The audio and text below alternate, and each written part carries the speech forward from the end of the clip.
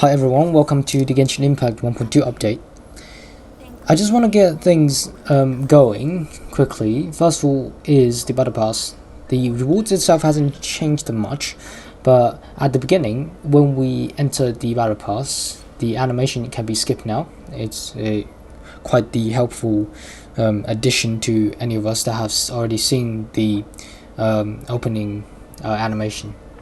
And then regarding the weekly missions, there has been a few additions. Obviously, as usual, the Battle Pass period will feature the events and other things related to the Battle Pass. But as regards of the rewards, it hasn't changed much. Your biggest priority after you got into the game is first of all clearing your 600 free Primogems that they have given now for first of all the server maintenance and then fixing a bug for the character. Then regarding that, after that is you want to complete the Dragonspine mission as fast as possible to gain access to the event, because the earlier you can get onto it, the more time you have to complete the event. And this event has, it feels like as if it has less time than the usual events, the past events we had in 1.1. So first of all, you want to come back to Mondstadt, then come to the crafting table, then you should see Sucrose, then you should initiate the story mission, just follow on through the dialogues and you should be able to access to the story. And one more thing about this is, during the dialogues, now they have an autoplay function, so which is really helpful for any of the RPGs that has story heavy elements, voiceovers, etc. This function also works for any of the non-voiced over dialogues, but the text speed might not be so easy to read for their automatic play rate, so it's up to you if you want to use it or not. But it's quite helpful because the voice lines are linked very well in between all different languages. I have tried this in Chinese, I've tried this in English, everything seems to be fine. And let's get down to it, and I haven't been talking about much of the features. Also, in later on you will be able to see some of the new characters they're hinting at during the story. Then they're probably up for the next banner. And first of all, the characters that might stand out the most is the nun Rosalia, and she appeared during the mission of Dragonspine, and you can see her talking to Barbara and etc., and she was telling you later on. But after you have accomplished all the missions with Albedo, and later on you will go back to the same campsite near the the lower campsite of the Dragonspine areas, and then you'll see Sucrose once again there. Then she'll tell you to go research into Albedo's secret. Then once you return to Albedo's campsite, he'll then hand you over a free 4-star weapon, which have some of the most interesting passive on a 4-star weapon, since it boosts your elemental damage and it also boosts your crit rate on the elemental damage that's applied, which is quite interesting because that it's basically really competitive with any of the 5-stars passives out there. This new free 4-star weapon is the most important piece for the current event, and what's surprising is the current event doesn't need any of the resins. Wow, what a surprise, right? This is an incredible move from MiHoYo, that they literally made the game so much more enjoyable that you don't have to spend extra resins claiming these rewards. So, and also during the event itself, when you try to level up this weapon, it will be the XP needed will be timed by 1.5 whenever you try to enhance it. For also each act of the current event in the Dragonspine area, this particular 4-star weapon will provide you with some enormous buffs. So if you have, as long as a quite decent build traveler or even any of the single sword DPS characters, this one is going to come in clutch in the Dragonspine area, because later on it will allow you to take less sheer cold meter in the area, which means you will not be frozen to death much faster than what usually is. So the passive of the sword here means whenever you use a elemental skill, the damage is boosted by 16% and the crit rate of the skill is increased by 6% as well. Here is some of the showcase of the weapons I already collected.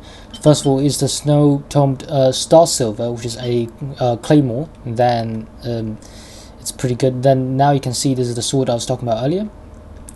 But the Great Sword and the Pole Arm from the Dragonspine missions and secret huntings, they have basically the same passive. So basically hitting an opponent with normal and charged attack has 60% chance of forming a icicle dropped above them, and any of the enemies hidden by a ice element will be attacked by 200% instead.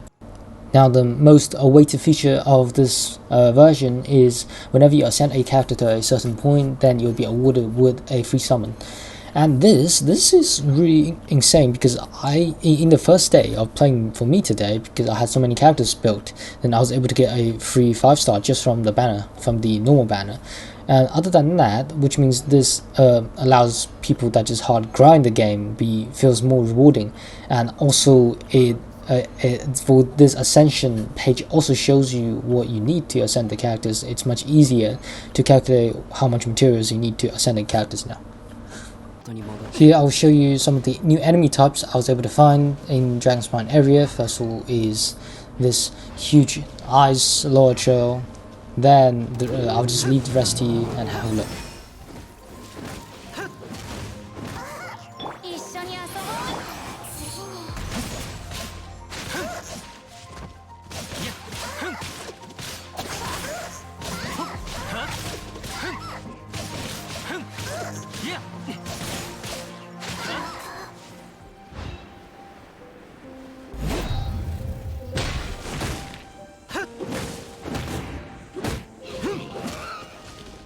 Okay, I just want to stop here for a moment to explain. This is the new meat type that it can be used to craft a different food.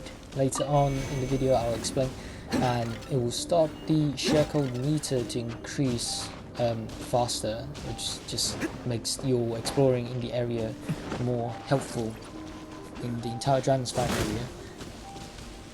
And what's the surprise is there is a big one coming in our sight in a bit.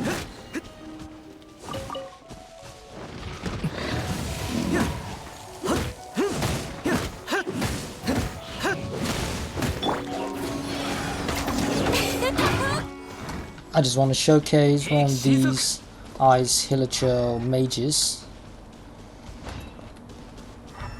Oh, it's called Cryo Samchels. So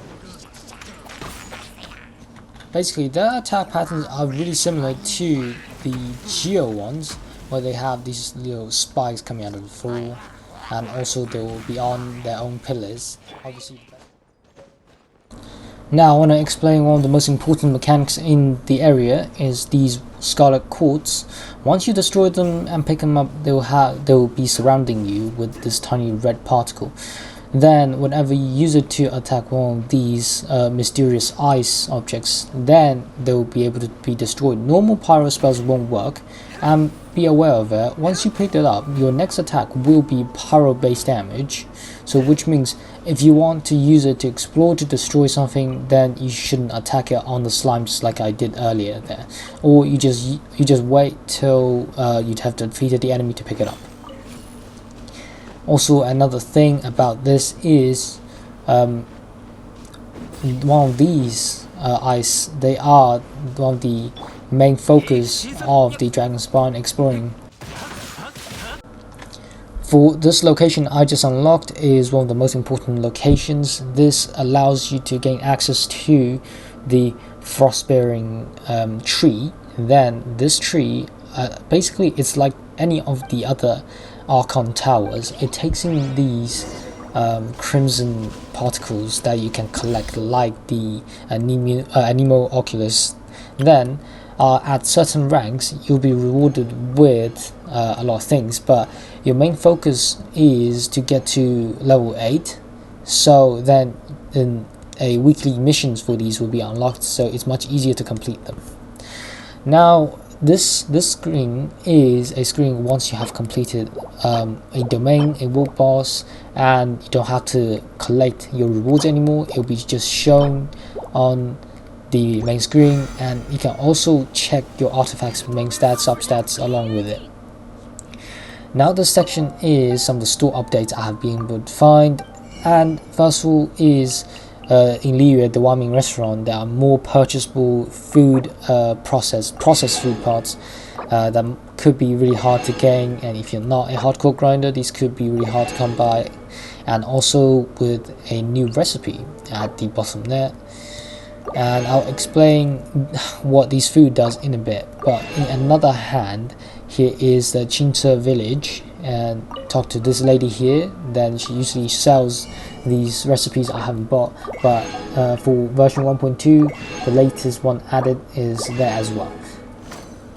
Then also regarding new recipe that helps you travel the Dragonspine area, if you remember the campsite when you have access to story quests or the basically world missions, there'll be this chef by the stove. If you talk to him, he will ask you for a mission, and if you have killed enough of those bulls for the new meat type, the chilled meat, then you'll be able to get a recipe for him and cook a nice dish and hand it to him. Then he'll rate it for you.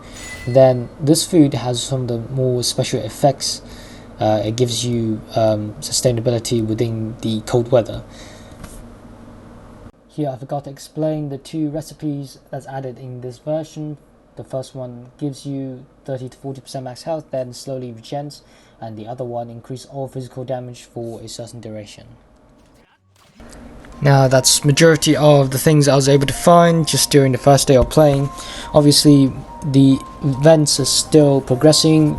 The second day, then next week, by the end of next week, I think all the event will be all accessible to all the player base. Obviously it's quite the progression trap, just to slow down the players in case they finish it on one day like me. So other than that, they added new musics to the region, which is really surprising, and again these musics are quite incredible for a game like Genshin Impact, because don't forget this game initially is free. Like, it's up to your choice to spend money or not. And again, if you are interested in the current banner, I think it's one of the greatest banner to be ever out there for 4 stars. And I'll have a different video explaining why I think all these 4 stars are so good. And other than that, the new region also added new ore type, but it's just a supplement for white iron ore. It's nothing big of a deal. Then obviously I will have a guide on tips of how to explore the area.